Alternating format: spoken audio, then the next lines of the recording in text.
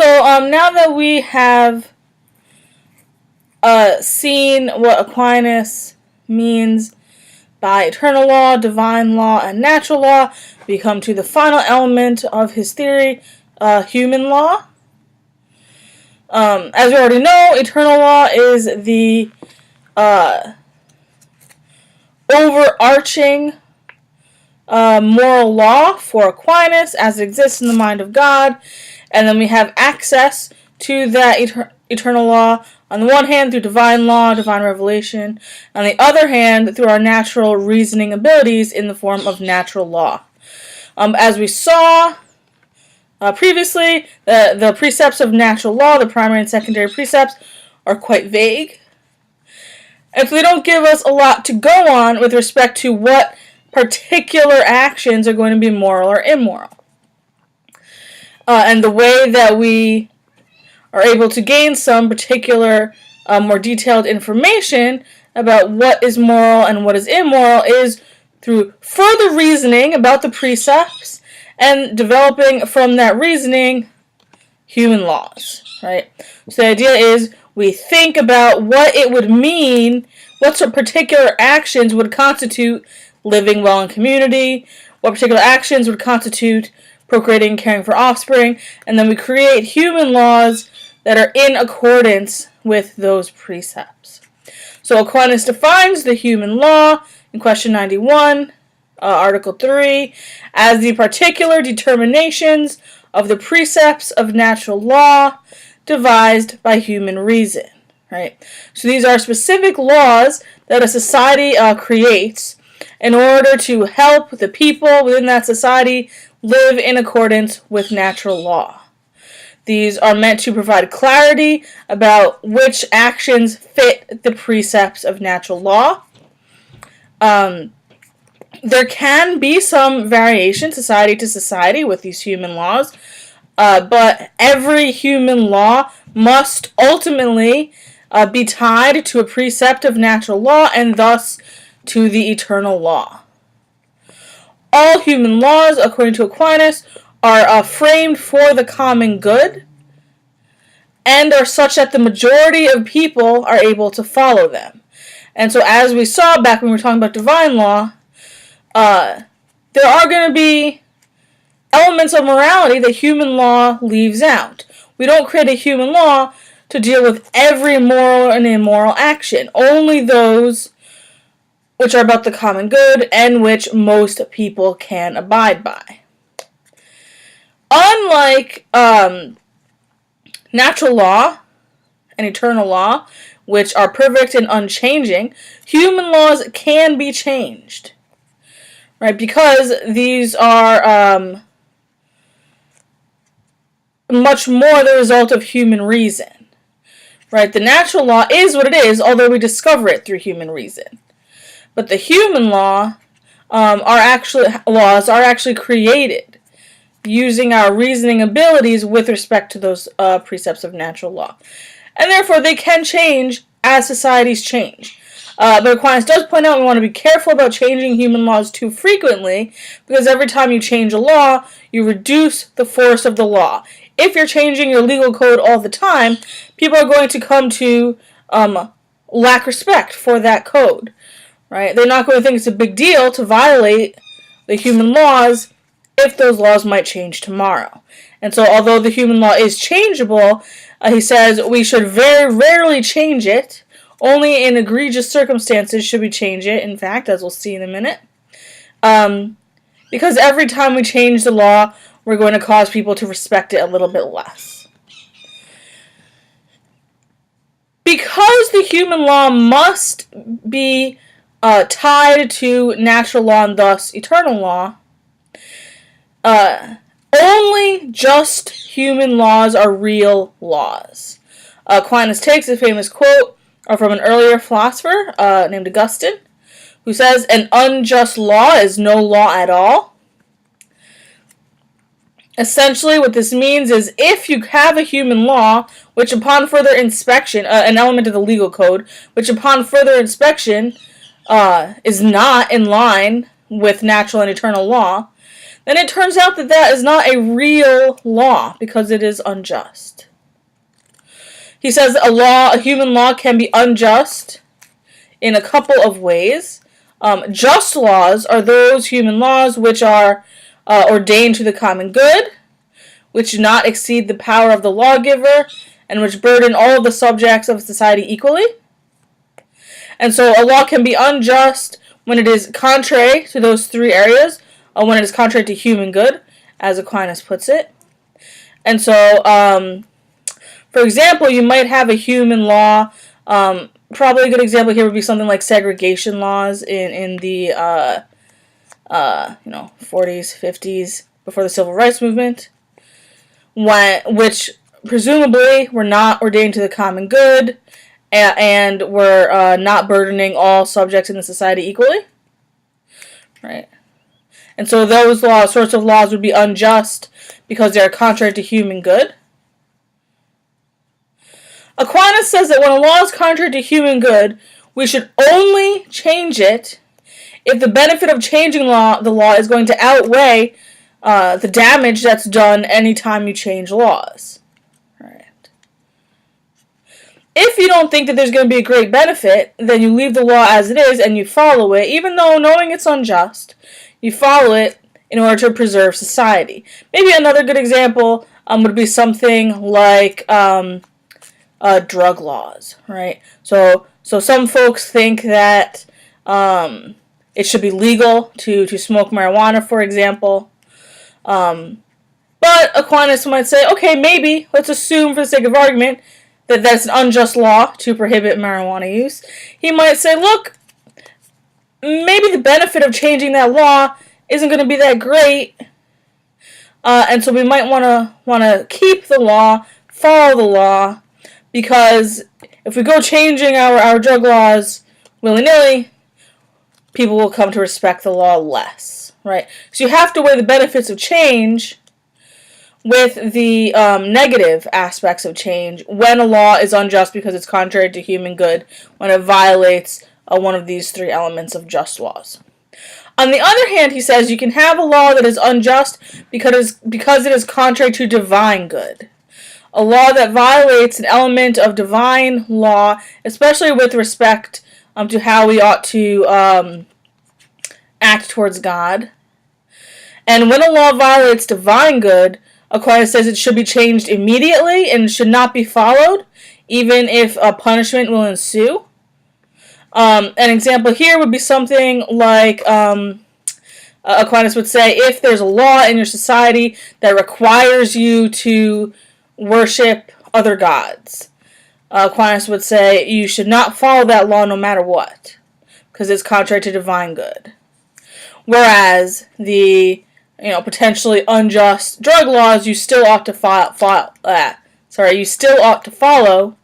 because they're only unjust in that they're contrary to human good. Right? So he makes this distinction here. But the big kind of takeaway point is that although unjust laws are not real laws, there are circumstances in which you want to follow them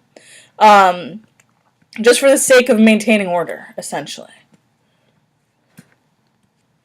So that is the kind of the last little bit of information that we have for the natural law theory as such. But we do have an additional element of Aquinas' doctrine here, and this is called the doctrine of double effect. The doctrine of double effect is a major element in Catholic moral thought today, and it is derived from this passage in Aquinas.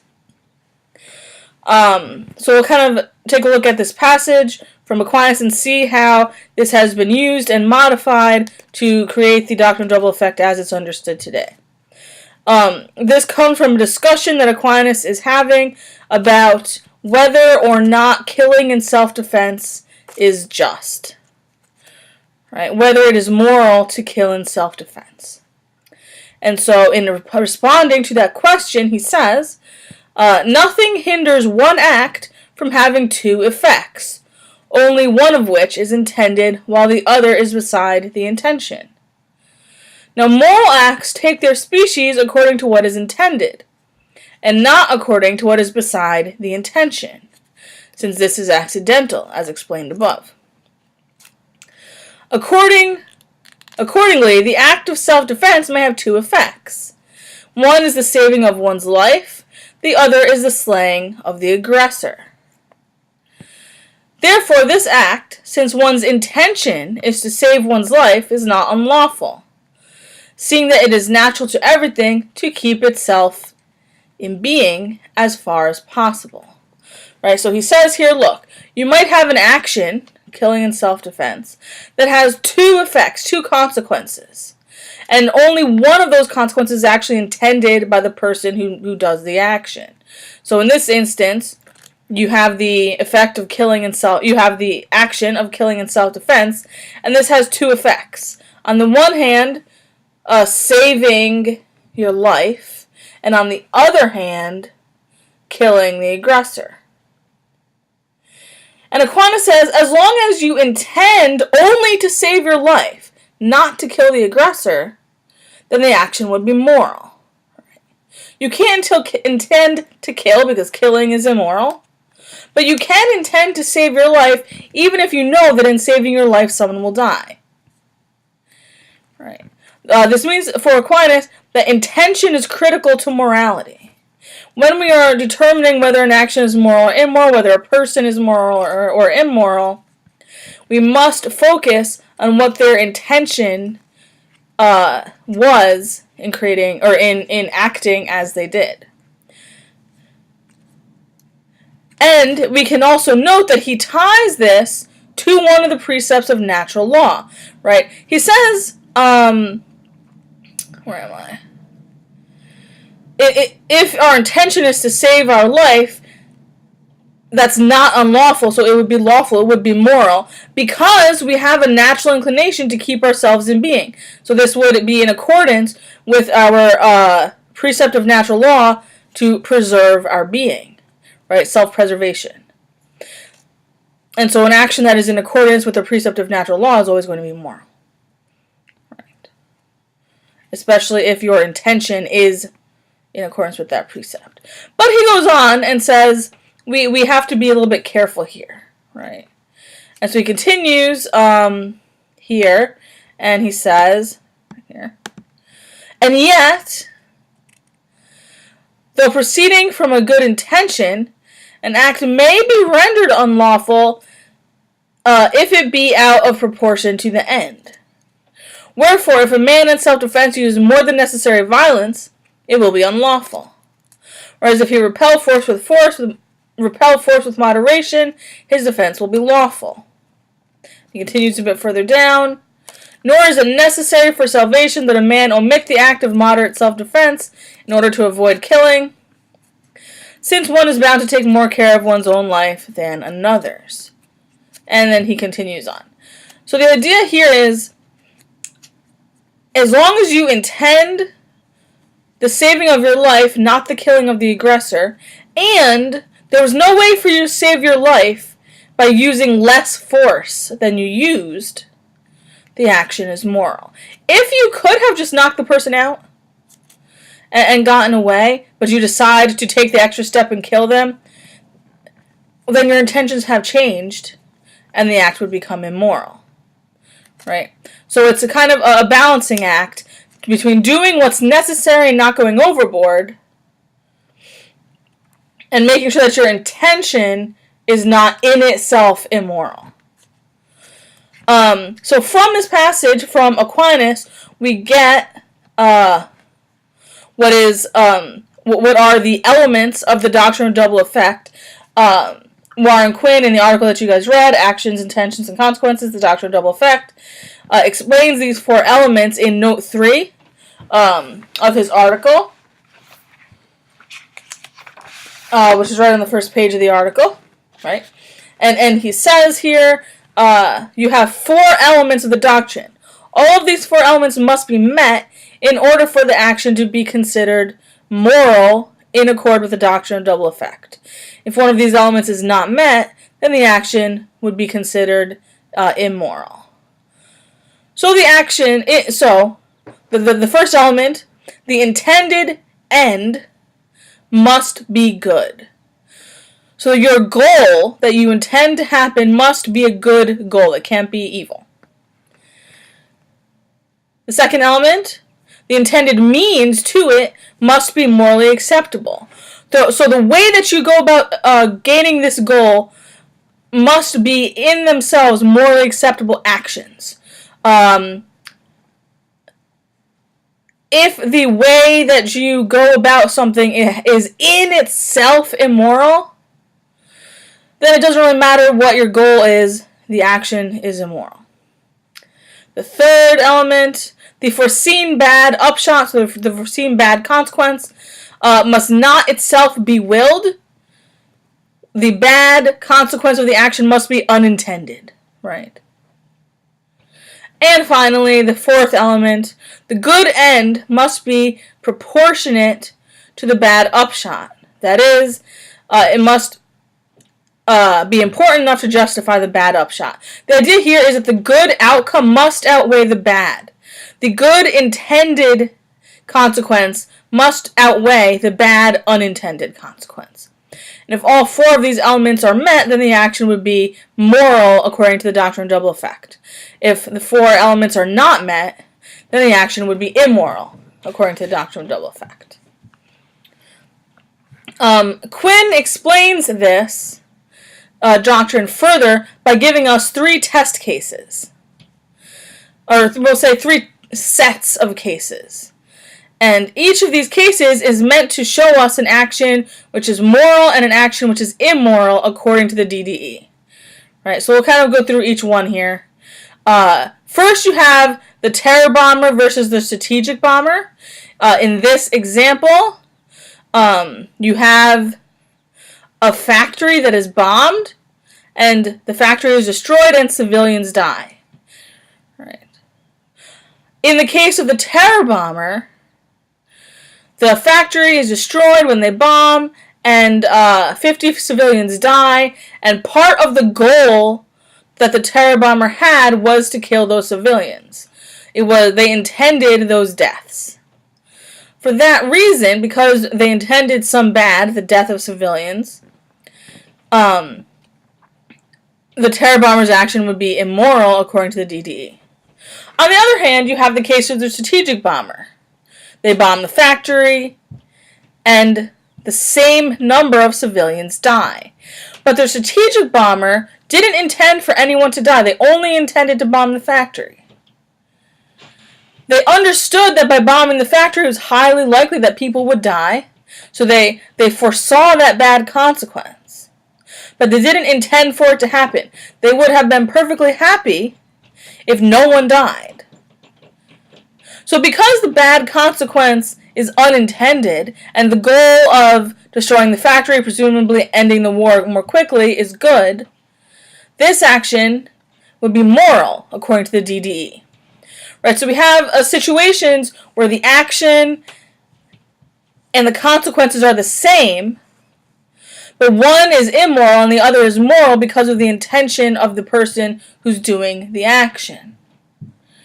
Right? Because the terror bomber intended for people to die and the strategic bomber didn't, the terror bomber is immoral and the strategic bomber is moral, according to the DDE. That's supposed to be a relatively straightforward and easily acceptable set of cases. And we have a next set which is slightly different, slightly more problematic, but still generally easy to understand and acceptable, proponents of the DDE would say.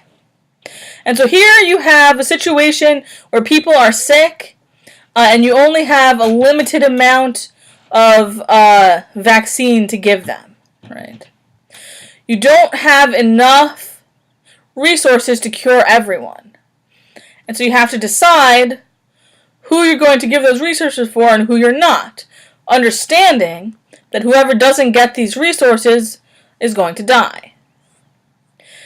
On the one hand, you have the guinea pig case, where the doctors decide that they're going to give the resources to the people who are going to be easily saved, and then the other people they're going to use to study the progression of the disease.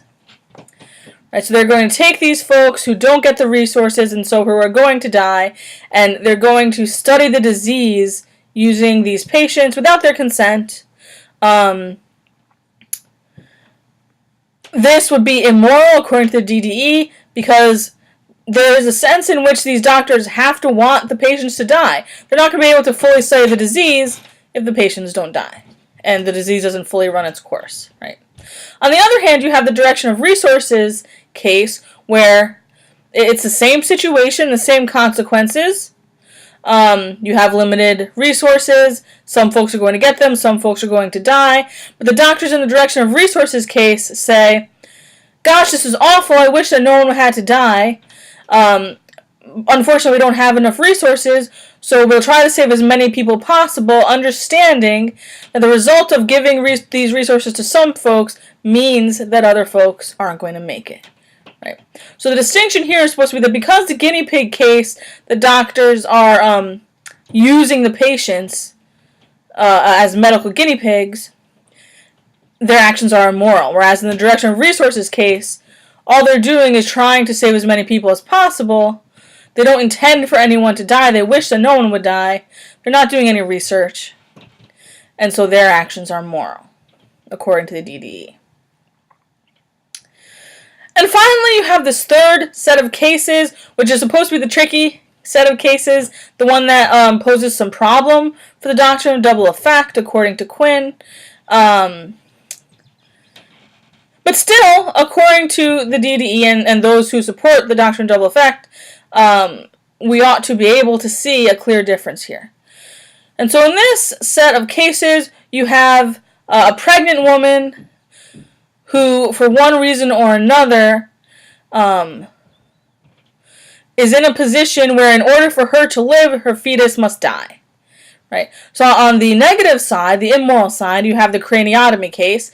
In this case, Quinn says, right, you have a person who is pregnant, who is in labor, and then there becomes a problem with the labor, and the mother's life becomes at risk, and the only way to save her is going to be to remove the fetus as quickly as possible so that you can take life-saving action for the mother. For example, if she's bleeding out or something, you need to remove the fetus so that you can stop the bleeding. In this case, the only way to remove the fetus quickly, he says that it is stuck, is to crush the head of the fetus so that it can be removed and the mother can be saved. Of course, if you crush the head of the fetus, then the fetus will die because it can't live without a head and a brain. The idea here is because you are acting directly upon the fetus, it is immoral. Yes, your intention is primarily to save the mother, but you also intend to kill the fetus because you're taking an action directly upon it that will cause its death. And so that would be the immoral case, according to the DDE. On the other hand, you have a woman who's pregnant, and then who discovers that she has a uterine cancer, very aggressive uterine cancer, such that if she does not get treatment right away, in the form of a hysterectomy, she will die. It is not going to be possible for her to live long enough to carry out the pregnancy, and to also live. Right? So she has to decide is going to save her life or the fetus's life. And Quinn says in this situation, the doctrine of double effect would allow for the woman to get the hysterectomy to save her life, even though the result of having that procedure is that the fetus will die. Because the fetus happens to be contained in the uterus of the woman. The reason that this action would be considered moral, even though you have the same consequences, the fetus is dead and the pregnant woman is alive, this scenario would be moral, whereas the craniotomy case would be immoral, because you're not taking any direct action on the fetus, right? You're not touching the fetus, as it were. You're touching the uterus and removing the uterus, which just so happens to contain the fetus, but because you don't act directly upon the fetus, you don't intend to kill it, it would be great if somehow it could survive, the action would be considered moral. Quinn says that this is the case, the set of cases that's going to give us the most trouble. But yet, right, the doctrine of double effect is supposed to show us why there's a moral distinction in all three of these sets of cases. Let me go back here. So Quinn argues in his article